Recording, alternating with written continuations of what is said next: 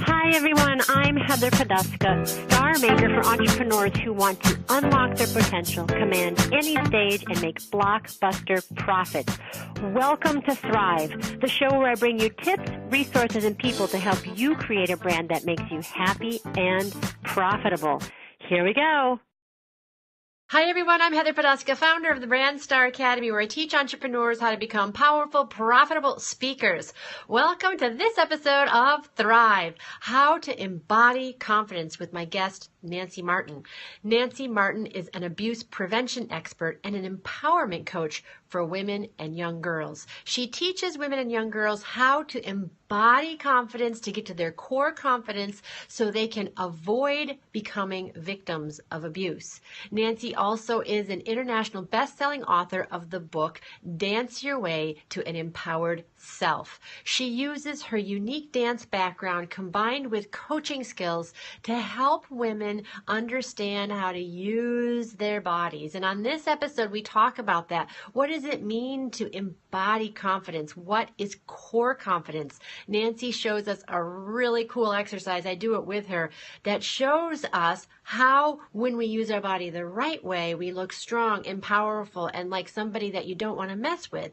And in other ways, when we use our body and make ourselves small, we put a big fat target on our back. And that is not what you want. Nancy also shares why she is an abuse prevention expert and her personal story of transformation of being a victim and now a survivor and now a leader and an advocate and a coach for women so that they can keep themselves safe, have their voice, and create the life that they really choose, not just what society tells them they can do based on limited thinking. It was a fascinating interview. You are going to love Nancy. She is fun and sensual and just wonderful. So I hope you enjoy this episode of Thrive. On another note, no pun intended, if you'd like to learn how to become a powerful, profitable speaker online or on stage so that you can make more money from your message, so that people can become brand evangelists, so that you feel comfortable, confident, and know how to sell without feeling salesy, I'd love to talk to you. You can check out my programs at heatherpoduska.com under the consulting tab, where I help entrepreneurs become powerful, profitable speakers and learn how to create profitable, unique brands so they become known in their industry as leaders. Okay, on to the show. I hope you enjoy this episode of Thrive. Hi everyone, I'm Heather Poduska, star maker to entrepreneurs who want to find their authentic voice and command any stage. Welcome to Thrive, the show where I bring you tips, resources, and people to help you create a more abundant life and business. You're in for high-value content coming to you from industry leaders who are growing their business, making an impact, and rocking their brands. And I am thrilled to have my special guest here today, Nancy Martin. Nancy Martin is the author of Dance Your Way to an Empowered Self, 4 Elements to Achieve Shining Confidence. Nancy learned that fighting physical, mental, and sexual abuse towards women can be done with lightness and care, not resentment and anger. She's developed her own voice and confidence, and her mission now is to take her personal learning and spread it to as many girls and women as possible. Nancy has been featured on television and is an avid speaker and now graces our stage. Welcome, Nancy. Thank you so much for being here. Oh, thank you for having me. Wow. So tell us a little bit about your book about dancing your way to more confidence. I'm a singer, so I'm all about using the arts, but how does dancing really play into it? Right. So I learned that when I was very young, that in the dance studio and on the dance floor, for me, was the one place where I felt totally in control. The rest of my life, I didn't feel confident, I didn't feel in control, I didn't feel like I had any choices. But there, by changing my music, by changing my choreography, I could transform into whoever I wanted to be. It was so empowering, and that's why I just loved being there so much. Fast forward to now going through coach training to be a life coach. I've gone through the Newfield School, the Newfield Network, and they teach coach training the ontological way. What does that mean? So it means that it encompasses the whole being. And so for them, they talk about the 3 parts. And one is your words, your communication. So that means defining words in the way that you use them to others or to yourself. And sometimes how redefining words can change your outcomes. The second is moods and emotions.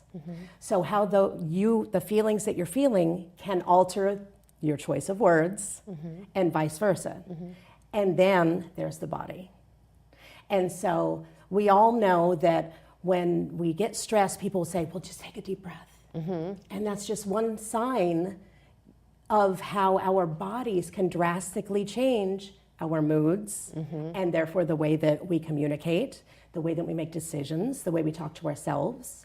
And so we combine all three of those things to make the whole being. Wow. It sounds like functional medicine for the soul. Yes, yes, exactly. Yeah. Exactly. And so when I went through this training and we did a lot of somatics, which is working with the body and how the body does these things, the light bulb went off that's my dance training combined with this was my calling.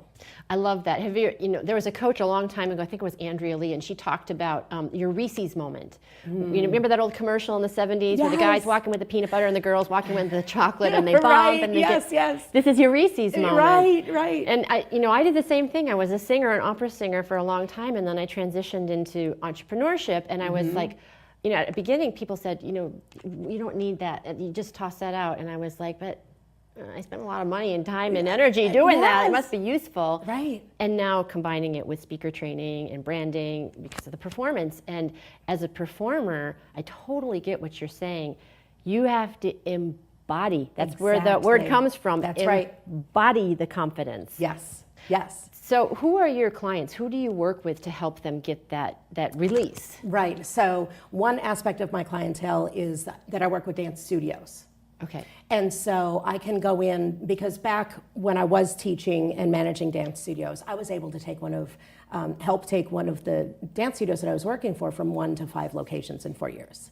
And so I know the business end of that. I was very fortunate to have the owner that really had us in on all of it and help her make decisions on all of those things. So I learned a whole ton about how to make a dance studio successful. And not the dance mom version, right? Right, exactly. Exactly. We won't go there. So now what I do is I go in as a full consultant, anything from the business end to helping to pull more out of the students if they're struggling with getting the right type of choreography or anything with the students, or even with if they're having, parent problems, I can go in and help change that culture too. Yeah, and you, from your book and from this, I heard you speak recently, you have your own story about that and how you really have transitioned in your life to become a confident woman. And I said in the intro about addressing those more serious issues with lightness and care. So can you speak a little bit more to that? Sure. So just technically what I do now is, because I speak the language of the dancer, that's why I chose to go through dance studios first with this. Because we do feel that confidence on the stage, but don't know how to pull it into our everyday lives. That's what I do with the girls. Oh, wow. Right, so I go in showing them how they can have better stage presence and tap into their emotions and become the it girl on stage, but also through the training show them how they can pull it out into their real life also. So they don't leave it on the stage, they bring it into their real lives also.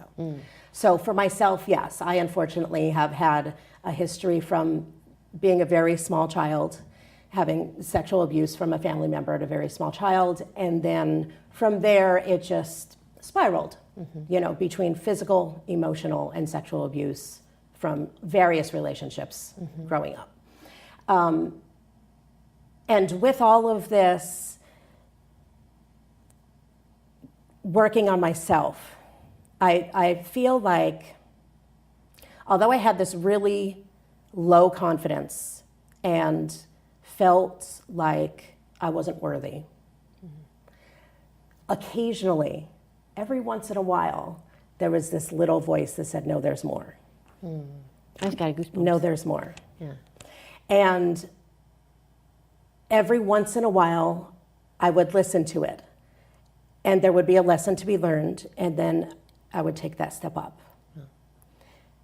And then life would go on this level, and then I would try, and I would, wherever I was at this level, and then every once in a while, usually in the silence, usually for me around nature and especially waterfalls. I learned a lot from waterfalls. And, that little bug will teach me a lesson, and then I'll move a step up. And so I've been inching my way up. And the strongest lesson that I've learned through all of this is that all of the changes are within myself. So resentment towards those that hurt me, resentment towards the culture that fostered that idea that that's acceptable, doesn't help me lead the rest of my life where I want to. Enjoy and lightness and happiness and dancing and celebrating. Right. So if I'm changing myself in a mood of resentment, that's the mood that's going to follow me through the rest of my life. But if I change myself through empowering myself and falling in love with myself, with the goal of living in happiness and joy and lightness, then that's the mood that my future will hold. Yeah, and I love it because your body, our bodies, carry the emotion. Yes. Like if someone says something mean to you, you physically feel it. Yes. So I love the idea that the dance helps, release and empower. That's exactly it. I love that. And it doesn't mean not acknowledging, and it doesn't mean that there isn't work to be done. Right. Visiting those moments and finding forgiveness. And it doesn't mean that there's not hard times in going through these changes, but what it means is the overall mood, right? The overall goal is to keep the focus on yourself and bring yourself up. I love that. So that's sort of from the perspective of an adult. Yes. Of having some history, some distance from the things that are happening. But what about girls? I have 3 girls. And one of the things that you said in your talk that really resonated with me was being empowered to be able to say no. Yes. And it's something I'm always trying to teach my girls, to have their own voice. If they get nervous, they might want me to order something for them. And I'm always saying, you order. Use your voice. Yes. So talk a little bit about how this helps girls now. So for me, that's where the physical part seems to be easiest for them to find this. Because we live in our heads so much, and especially at that age. I could totally remember being at those ages of feeling, again, no confidence and just embarrassment. To me, growing up, embarrassment was the worst possible emotion I could feel. I could handle rage, I could handle sadness, but embarrassment to me was the worst. I hated that feeling, right? And so I would avoid it at all costs, which is why I wouldn't call to make an order or whatever it was, right? So when you're in your head and you're in that emotion and it's that spiral and it's going, sometimes learning the different tips on how to shift your body can help take care of that. So what's one body tip that, because a lot of people who are going to see this have kids. Sure. So what's in boys too, right? It's not just for girls. Absolutely. Because I also feel, in this culture,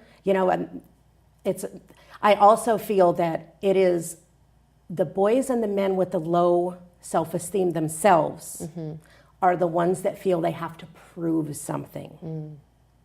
They feel that because our culture, yes, it says that women are, weaker than men, it can, or things like that. But then what that does is it puts the pressure on the man to be the strong one.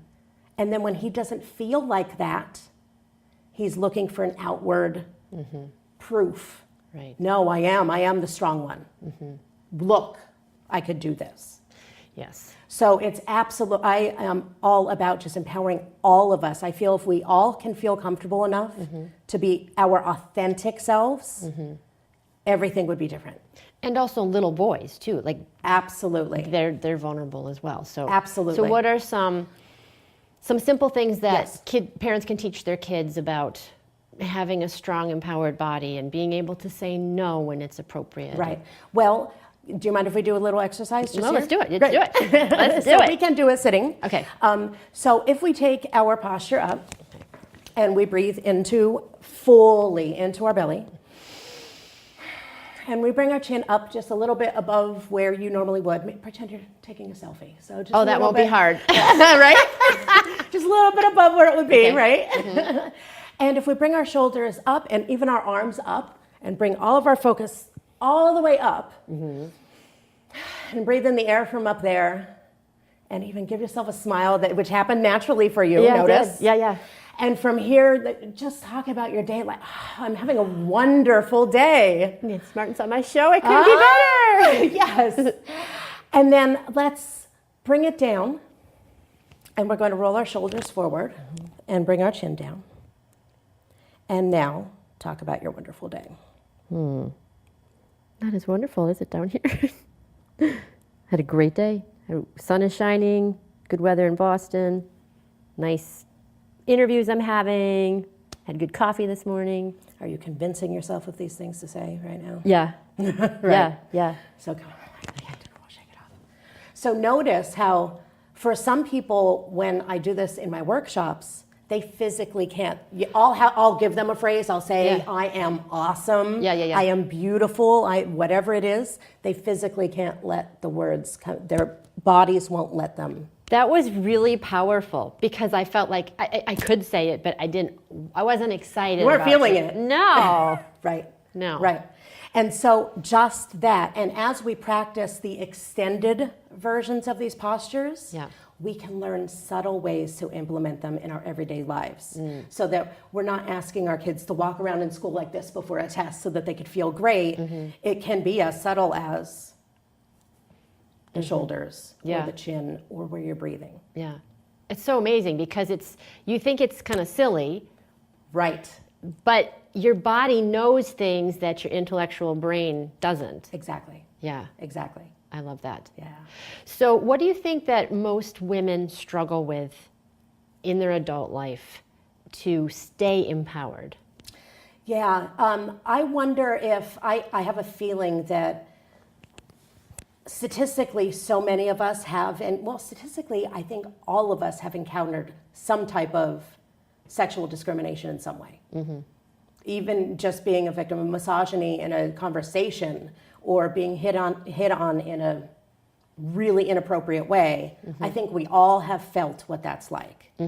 And so it's that feeling that's how the culture looks at us makes it hard for us to break out of it and stay out of it because there's so many reminders. I was just going to say that I was in the elevator like 2 days ago and I was riding down. I was in a hotel and I was riding down and it was a mix of men and women. And it was, just light talk. And one of the women got out of the elevator and somebody else said something sort of not quite appropriate. And it wasn't directed at me, it was directed at her, but I still was like exactly. I need to go take a shower after that. Yes. Yeah. Yes. So I think that's what it is. Like we fight so hard and then we're reminded. And for some of us, depending on what your history is and what it is that triggers you, can trigger you, depending on what it is, a little deeper than others. So when you're triggered, not like I'm growing myself and I'm having a practice of this, but when you're triggered, what is the best thing to do? Well, you touched on it where the most important part is to make a regular practice of these things. Because when you make it a regular practice, then it'll be easier to tap into when you need it. So if you wait for the moment that you need it and your body isn't used to going there, that's the last time it's going to go there. Yeah. So it really is about practice. So for me, when I'm trying to practice a new personality or a new mood or I play around with these things, I actually set a reminder on my phone for 3 times a day. Oh, wow. For random times throughout the day, like not 10 o'clock, it'll be like 10:27 or whatever it is. And when it goes off, no matter where I am, what I'm doing, I'll take a breath and I'll embody whatever the mood is that I'm working on currently. And so after doing that, it's amazing how quickly it works too. So the first time that I bring on a new mood, it may take me a full minute to practice. So I'll do it first thing in the morning or whatever it is. But I'll do it over and over again and I'll think about it when I'm doing it, when might I use this? What is the trigger that this would, that I would need this, that this would come in handy for?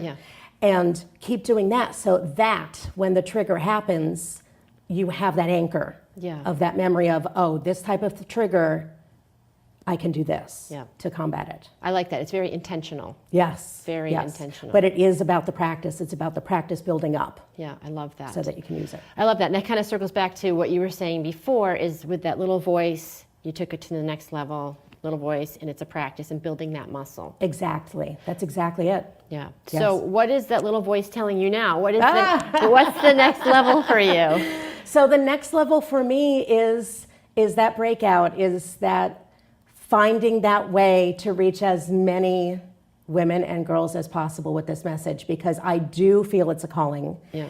I've been sitting on it for 7 years now since I graduated my coach training. And I had other little voices tell me other things. Yes, those little voices. And so now I feel like this really, really, really is the time.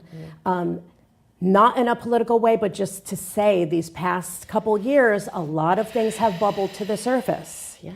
A lot of triggering comments and a lot of showing how parts of society are in a place that for some of us we denied they still were. Absolutely. And so now that all that is bubbling to the surface, that was my sign that I can't anymore. I'm not allowed to not share this message anymore. Yeah, I love that. I love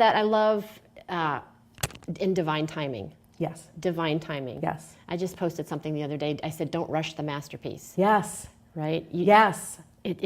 There's timing for everything. And if you are listening, or at least trying to listen to that voice, I believe, things will unfold as they should. Yes. And I do. And I feel like now is definitely the time. I think if I tried to do it back then 7 years ago, I wouldn't be nearly as prepared for it and effective. Yeah. But I'm at a point in my life, in my own personal life, I made such leaps and bounds over these past 2 years. And so everything's just kind of all moving in place grooving. now. Yeah, it's all in place and ready to go, right? So awesome. So now's the time. So that's my next level, is pushing it out to as many people as I can. And this is part of that, right? That is part of it. This is the book. And how can people get this? So this is on Amazon currently. Okay. And it will be out in paperback in about 2 months. But for now, it is on Amazon. Cool. Yeah. And if people want to work with you, if there's dance studios watching this, or absolutely, people who can use the coaching, how can they get in touch with you? Yep. So you can just go to nancymartincoaching.com,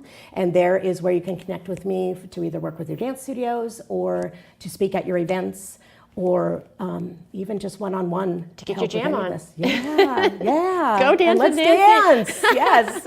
Awesome. Well, I want to thank you so much for being here. I want to thank you for sharing your story, because I heard you speak recently at Harvard, and it was really moving to me, and it connected with me as an artist, is someone who's also using artistry and creativity to bring real change into the world. Yes. And I really resonated with that, and appreciate that you shared your story, and appreciate you being here. Thank you. And I don't want to get choked up, but the girls, helping all the girls. Yes. So thank you so much. Thank you for this opportunity. I really appreciate it, and I love what you're doing. Awesome. One last question. What does it mean to you to thrive? Oh, for me it is. For me, I thrive when I dance. I absolutely do. I put on a great piece of music, and when I am dancing, that's when I feel like I could conquer the world. Awesome. And so that's what it feels like to me, is not feeling held back by anything else. Just trusting yourself and going out there. Awesome. And you are conquering the world with your message. So thank you so much. Thank you so much for being here. And thank you, as always, for joining us. And until next time, here's to hitting all your high notes, everybody. Take care. Bye-bye.